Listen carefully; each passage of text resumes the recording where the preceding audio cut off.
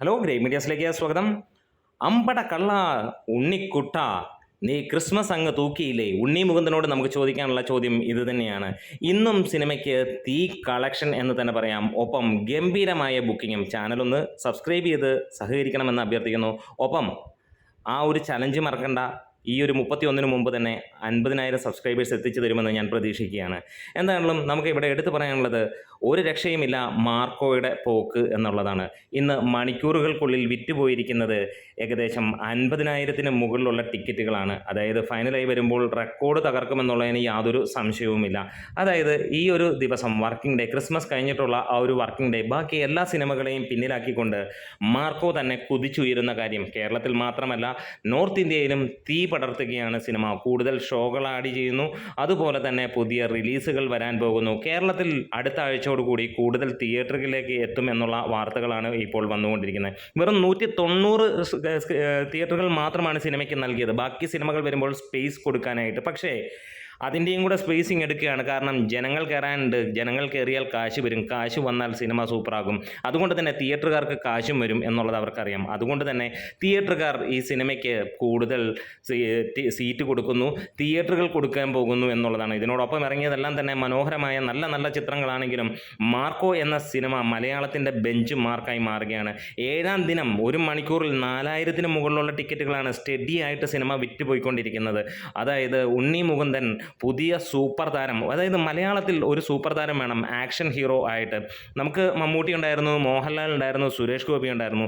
അതിനുശേഷം നമുക്ക് വേറെ ആരെയും കിട്ടിയില്ല. അതിനിടയിൽ ബാബു ആൻ്റണി കുറച്ച് നാൾ വന്നു എന്നുള്ളത് മാത്രം. പിന്നീട് വലിയ നീണ്ട ഒരു ഗ്യാപ്പ് തന്നെയാണ്. ഇന്നത്തെ യുവതലമുറയിൽ ഒരു ആക്ഷൻ ഹീറോയെ എടുത്ത് കാണിക്കാൻ പറഞ്ഞാൽ അമ്മാതിരി എല്ലാം തികഞ്ഞ ഒരു ആക്ഷൻ ഹീറോ ഇല്ല എന്നുള്ളത് തന്നെയാണ്. പലരും ആക്ഷനൊക്കെ ചെയ്തിട്ടുണ്ട്, ആരെയും മോശമാക്കി പറയുന്നതുമല്ല. പക്ഷേ അവരുടെയൊക്കെ റേഞ്ചുകൾ ഡിഫറൻ്റ് ആണ്. പക്ഷേ ഇവിടെ നമുക്കൊരു ആക്ഷൻ കിങ് വേണം. അത് ഉണ്ണി മുകുന്ദനിലൂടെ എത്തുകയാണ്. ടൊവിനോയ്ക്ക് ഉണ്ട്, ഇല്ല എന്നല്ല പറയുന്നത്. പക്ഷേ ഉണ്ണി മുകുന്ദൻ്റെ ഈ ഒരു സിനിമ കാണുമ്പോൾ പുള്ളി തന്നെയാണ് ഇതിനകത്തിൽ നമ്പർ 1 ആയി നിൽക്കുന്നത്. മലയാള ഫിലിം ഇൻഡസ്ട്രിയിൽ അമ്മാതിരി ഒരു കൊലത്തൂക്ക് നടത്തണമെങ്കിൽ, ഒരു പാൻ ഇന്ത്യൻ റീച്ചിൽ ഒരു സിനിമയെ എത്തിക്കണമെങ്കിൽ, ഇങ്ങനെ ഒരു കൊടൂര സിനിമ ചെയ്യണമെങ്കിൽ ആ ഒറ്റ പേര് തന്നെയുള്ളൂ, ഉണ്ണി മുകുന്ദൻ. അതുതന്നെയാണ് ഇന്ന് നോർത്ത് ഇന്ത്യയിലും ചർച്ചയാകുന്നത്. ഉണ്ണി മുകുന്ദൻ്റെ ഏറ്റവും വലിയൊരു പോസിറ്റീവും ഉണ്ട് ഈ ഒരു കാര്യത്തിൽ.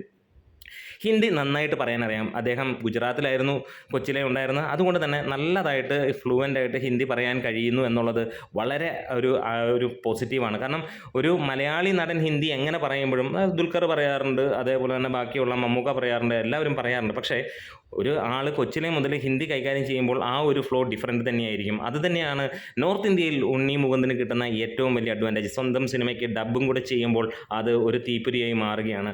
മണിക്കൂറുകളിൽ 4,000-ന് മുകളിലുള്ള ടിക്കറ്റുകൾ വിൽക്കുമ്പോൾ ആ സിനിമ ബാക്കി എല്ലാ സ്ഥലങ്ങളിലും കേരളത്തിന് പുറത്തും തീ കളക്ഷൻ തന്നെയാണ് നേടുന്നത്. കളക്ഷനേക്കാൾ ഉപരി ജനങ്ങൾ കാണുന്നു എന്നുള്ളത് തന്നെയാണ്. ഇങ്ങനെ ഒരു ജോണറിൽ ഒരു സിനിമ വരുമ്പോൾ ആദ്യമൊക്കെ പലരും വിചാരിച്ചിട്ടുണ്ടാവും ഇതൊക്കെ കാണുമോ ഇത്രയും വയലൻസ്. പക്ഷേ അനിമൽ എന്നുള്ള ചിത്രം വന്നതുകൊണ്ട് തന്നെ നോർത്ത് ഇന്ത്യൻ ഏരിയയിലൊക്കെ കാണാം, പക്ഷേ മലയാളത്തിൽ കാണുമോ എന്നൊരു സംശയം ഉണ്ടായിരുന്നു. പക്ഷേ മലയാളികളും ഇത് കാണാൻ കാത്തിരിക്കുന്നു. ഫാമിലി ഇല്ല, 18+ ആളുകളാണ് ഇത് കാണുന്നതെന്ന് ആലോചിച്ച് നോക്കുക. അപ്പോൾ എത്ര പ്രാവശ്യം ഇവർ കാണുന്നു. ഇപ്പോൾ ഫാമിലിയും കയറുന്നു. കൊച്ചു കുട്ടികളെ കയറ്റാൻ കഴിയില്ല, കാരണം അത്രത്തോളം വയലൻസ് ഉണ്ട്. അപ്പോൾ ഈ പറഞ്ഞ കൊടൂര വയലൻസ് ഉള്ളതായിരുന്നെങ്കിൽ ഒരുപാട് ഇതിനകത്തിൽ സിനിമ കട്ട് ചെയ്ത് പോയിട്ടുണ്ട്. നമുക്ക് അണിയറയുമായിട്ട് നമ്മൾ വർത്തമാനം പറഞ്ഞപ്പോൾ അവരുമായിട്ട് ഇപ്പോൾ കൂടുതൽ അടുത്തപ്പോൾ നമുക്ക് അറിയാൻ കഴിയുന്ന കാര്യങ്ങളാണ്. ഇപ്പോൾ ഹിന്ദിക്കും തമിഴിനും തെലുങ്കിനുമൊക്കെ വേണ്ടി അവർ ഈ പറഞ്ഞ പോലെ സെൻസറിങ്ങിന് കൊടുക്കാൻ പോകുമ്പോൾ പല പ്രാവശ്യം അത് കട്ട് ചെയ്യിപ്പിക്കുന്നു എന്നുള്ളൊരു കാര്യം. 18 തവണയോളം ഈ ഒരു സിനിമ സെൻസറിങ്ങിന് വിടുന്നതിന് മുമ്പ് കട്ട് ചെയ്യേണ്ടി വന്നു എന്നുള്ളത് നമുക്ക് വ്യക്തമായി അണിയറയിൽ നിന്ന് കിട്ടിയ ഒരു റിപ്പോർട്ട് തന്നെയാണ്. അപ്പോൾ അങ്ങനെയുള്ള അത്രയും സീനുകൾ ഉണ്ടായിരുന്നെങ്കിൽ ഏത് റേഞ്ച് എത്തിയാനും ഈ സിനിമ എന്ന് ആലോചിച്ച് നോക്കുക.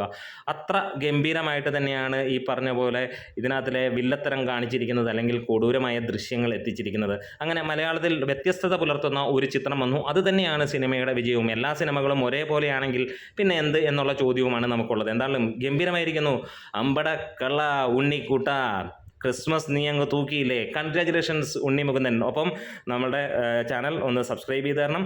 തീർച്ചയായും 31-ന് മുമ്പ് 50,000 സബ്സ്ക്രൈബേഴ്സ് എത്തിക്കുക എന്നുള്ള ആ ഒരു ചലഞ്ചിലേക്ക് നിങ്ങൾ പങ്കെടുക്കണം.